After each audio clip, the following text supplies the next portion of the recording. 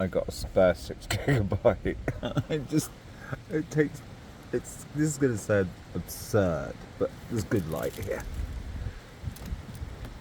It takes so much more electricity to sit and sort through little bits of film.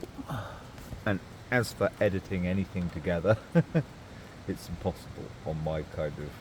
Even if I really hustle's the wrong word. If I just get to a library, I so hate coming to the towns. Almost all the libraries are just full of just fucking weirdos who are going on about their mumbo jumbo, what do they call it? Ecstatic version of happy clappy Christianity, this kind of thing. It's just it sounds like I never used to think about. No, I shouldn't actually even talk about Christianity because it was utterly irrelevant. It had gone. But then everywhere in the public space, it's for the last, especially down here in the southwest, but it was partly the case in the Marches towns. I mean, they are literally parasites. It's like, oh, you're suffering. I mean, if any Christian organisation ever tries to sue me or do anything else, see, I do proper. Journalism means just journalising about the reality of our society, and I actually find it quite interesting. No, that's actually the wrong way of putting it. It's good for you to actually... The places, all of these rural regions that are desirable, which spread out from 30 years ago, it was basically just Oxfordshire, and then you'd have a few people living in the Cotswolds. All of those regions, people came out and they spin a myth about who they were, because they've generally been pretty sharp-elbowed to get there in the first place, and probably left quite a wake of carnage in their wake. Yes. But then the real problem is this: that actually, I just really thought about it.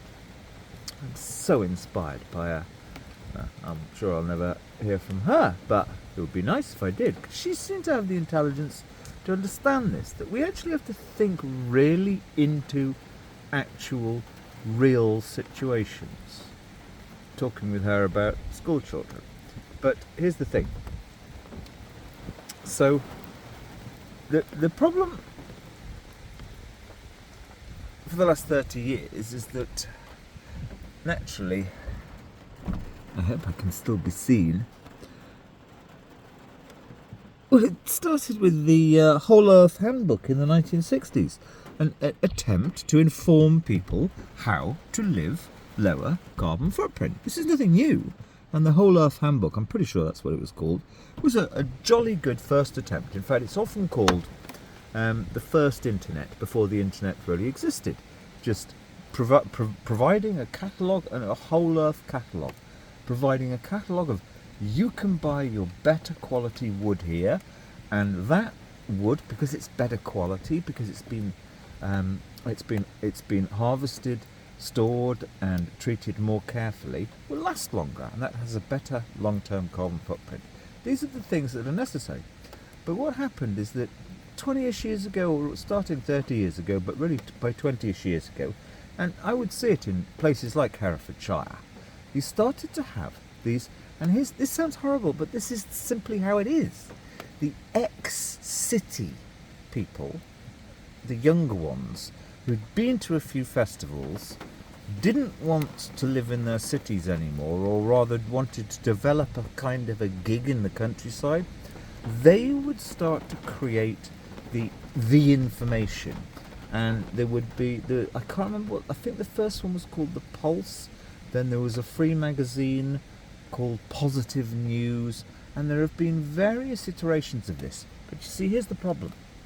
Right, now the southwest, I accept. In fact, this town here, I was talking to somebody today who has a little vegetable growing cooperative. Well, it's a sort of, but it's not really. It's a shop, and they've got arrangements with people, some who'll just be working for less than the minimum wage. But the price of land is so much. The whole of the southwest of Britain, as is the whole of the southeast, as is are places like Somerset, Cotswolds, they're suburbs. They've got a high population density, and the land is extremely expensive.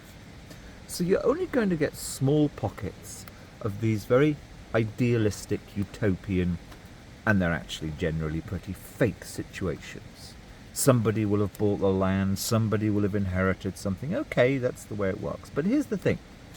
The majority of the land, well, I suppose it's the majority in Britain, is still less densely populated, and this is where the environment is. This is where your wildlife and your amphibians, etc., may have a bit of a chance of just about surviving.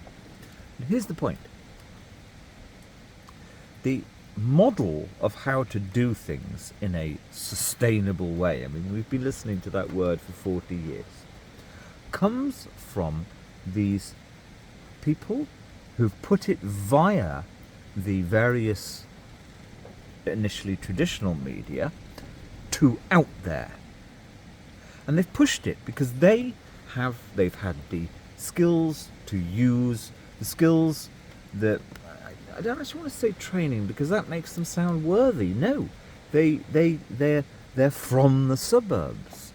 They're the sort of people who have sat there in their bedrooms learning how to do, well, then it became learning how to do WordPress, learning how to really capitalize, learning how to search engine optimize, etc., etc. But they're very much of hardly even the suburbs. They're actually more from the towns and cities. So their mode of thought is only appertains to the psychogeography or the social environment of where they're from, which is this very expensive, densely populated region where 99% of the people just, I ain't got fucking time for this. I might buy the odd organic vegetable at Waitrose or whatever, but I got to get to work on my 75 grand a year job, otherwise I can't afford to keep the car payments up on the new car that we've got to have to keep up with the Joneses. And that's what the suburbs are. But the countryside, the proper countryside, further away in the more fringe lands, and then larger expanses of northern England, Western Wales. It's an entirely different model. It's nobody's going to say if they're arranging something. Well, no, I know they don't say. If they're arranging an evening where a few people who are interested in growing vegetables jointly, they're just not going to think of, oh, and let's arrange car sharing. Let's put at the top of the list, I mean, I would go to green meetings, not many, but because I was a pretty red-blooded teenager, but I had a few great friends who were involved in the green movement a little bit more formally than I was, and I'd go to Green Party, or it was called then the Ecology Party meeting, in the middle of nowhere in places like Corwen, North Wales. We were all English, but... And the first thing on the list, on the agenda, would be, make sure you car share. Come into this, our next meeting if you can. It wouldn't be bossy. It would be, of course we will, yeah, but you'd be reminded. But you see, the way the countryside works is if you're going to not be part of the beast, or far less part of the beast, as they call it. I mean, these appalling... All of this has come from the cities. Yes, there's the beast. Well, it's all a fantasy to keep outside of the beast. But there's a halfway house where, no, you don't go and get the job where you're just part of this endless consumerist system and throwaway society, which still entirely exists. you find a happy medium or a more sustainable medium. But that's based on sometimes like factoring into your day via other people, particularly in your sort of loose network, especially if you're living in a more lower populated region where people may live far apart. It's not based on this little, I've got my special little cliquey friends. And that model kind of comes through the material that comes out of the city people, because that's the way city people operate. Like 99% of the people they see in a day, they don't exist. I was talking to a Londoner today in the library, and he was saying, what's the truth? I know what the truth of London is. But he was saying, you've got to remember, the truth of London is, I want every other fucker to get out of my way. That's what London is, and that is entirely the same in Cornwall, which London owns a good deal of Cornwall. Okay? But those were his words. London is, everybody get out of my way. And that's what a lot of the sustainable living material over the last 20 years.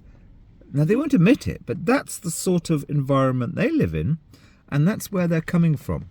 They don't have the concept of, well, if you actually live genuinely in the countryside, where that really isn't the approach, people are a bit more balanced, because they can't be like that. You get a reputation. There are some people like that, but you get, and it generally comes with copious amounts of alcohol.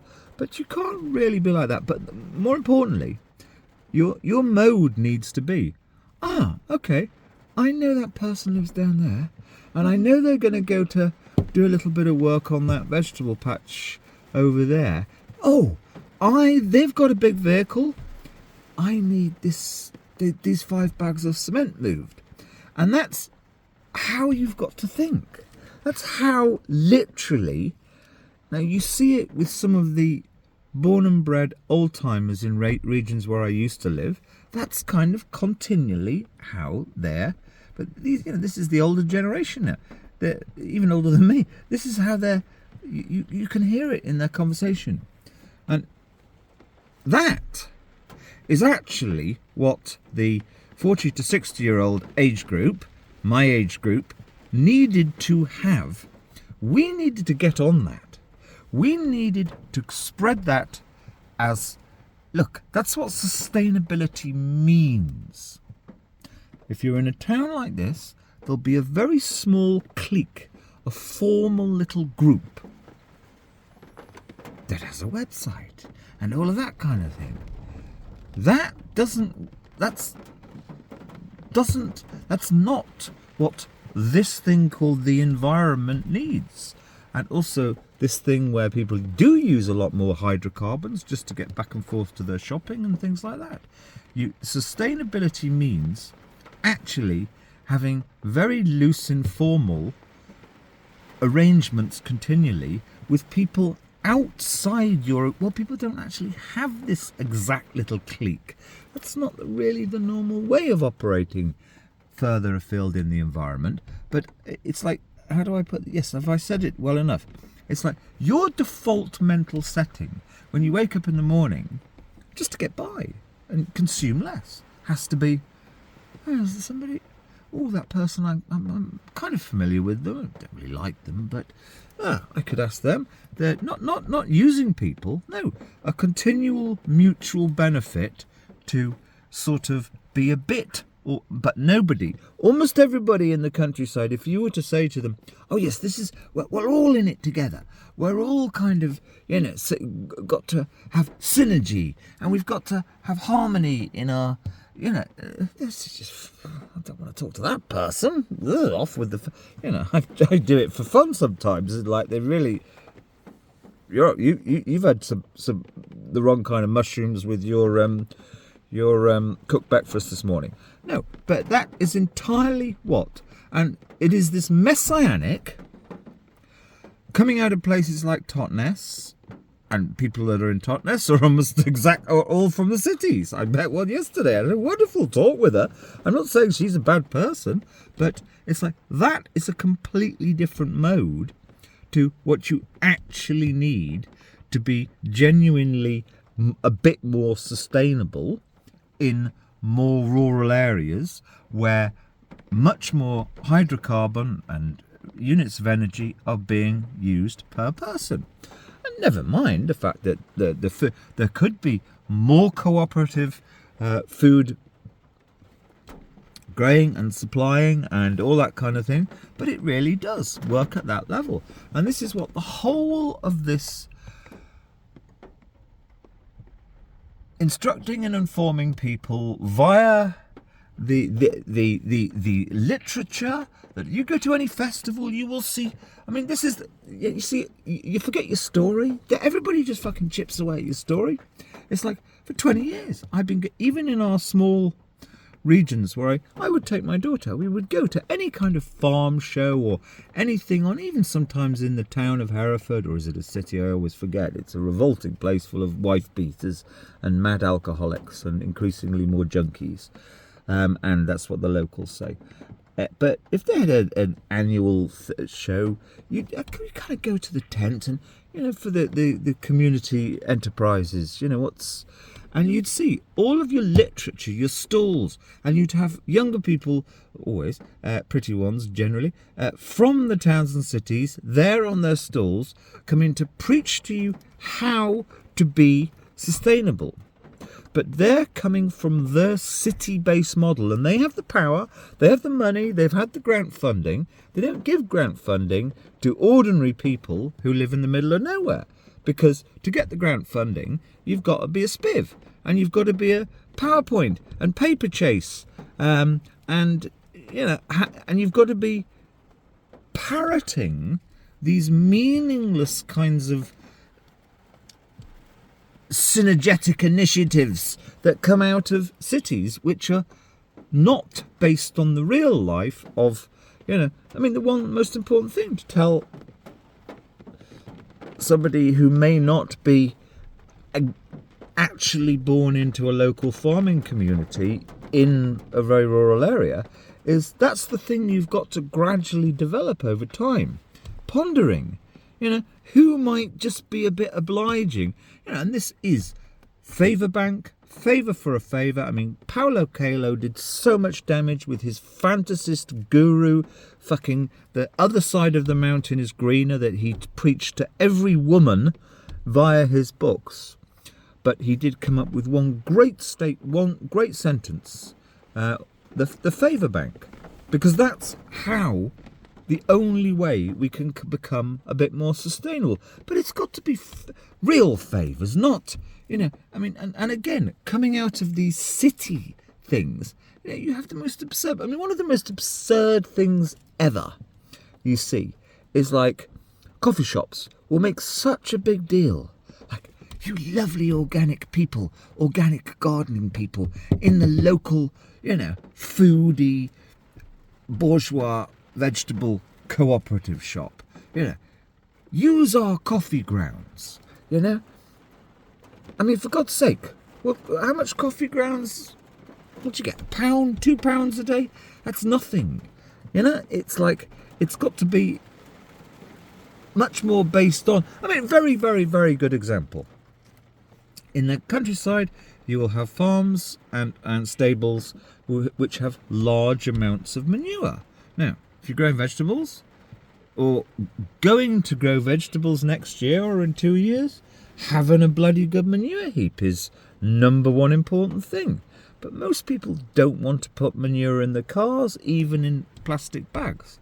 So you've got to be continually thinking, maybe even thinking a couple of months ahead. Oh, so-and-so down the road, who I don't really know, but I heard that they were saying to me they'd just taken on an allotment. Maybe they'll need a load of manure.